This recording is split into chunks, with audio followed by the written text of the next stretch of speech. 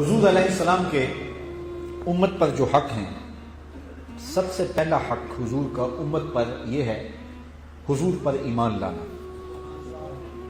اور حضور پر ایمان لانا اللہ کی توفیق سے ہم سب کو میسر ہے.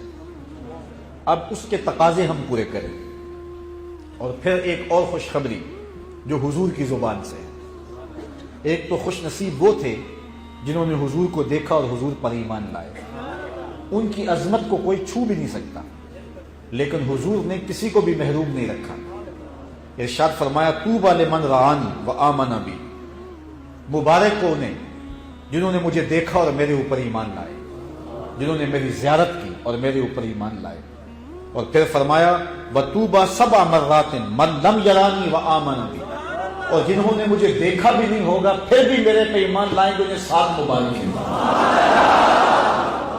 صحابہ کو کہا تم نے تو چاند کے ٹکڑے ہوتے دیکھا، تم نے تو سورج کو پلٹتے دیکھا، تم نے تو درختوں کو کلمہ پڑھتے دیکھا، تم نے تو کنکروں کو درود پڑھتے دیکھا. انہوں نے کچھ بھی نہیں دیکھا ہوگا پھر بھی میرے پہ ایمان لے آئے. فرمایا ان کو ایمان کی میری جانب سے 7 مبارکیں ہیں. اللہ اکبر.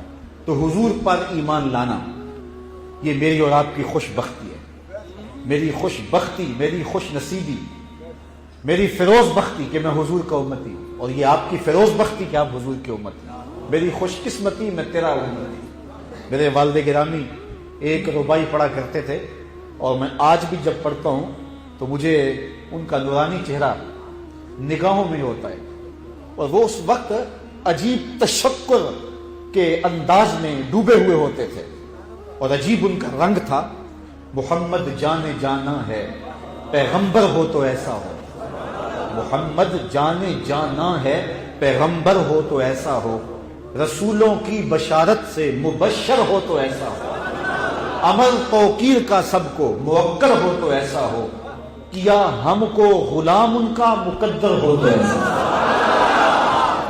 یہ میرے بخت، یہ میرے مقدر، یہ آپ کے بخت اور یہ آپ کے مقدر کہ ہم حضور کی امت ہیں. اور یہ وہ خوش بختی ہے جس کے لیے نبی آرزویں کرتے ہیں. کتب میں آتا ہے 12 نبی ایسے تھے جنہوں نے حضور کی امت میں ہونے کی آرزو کی. ہم نے کوئی آرزو نہیں کی، کوئی تمنا نہیں کی. ہم سوئے تھے، مقدر جاگ اٹھا. آغوش مادر میں آئے، ہمارے والد صاحب مسجد سے مولوی صاحب کو بلا لائے، اور انہوں نے کان میں آ کے کہا مبارک کو تو حضور کا غلام بن گیا. شاہوں سے ملا ہے نہ توگر سے ملا ہے، اللہ کا عرفان اسی در سے ملا ہے. اوروں کو ملا ہے تو مقدر سے ملا ہے، مجھ کو تو مقدر بھی تیرے در سے ملا. تو سب سے پہلے حضور کا حق امت کے اوپر یہ ہے کہ وہ حضور پر ایمان لائے.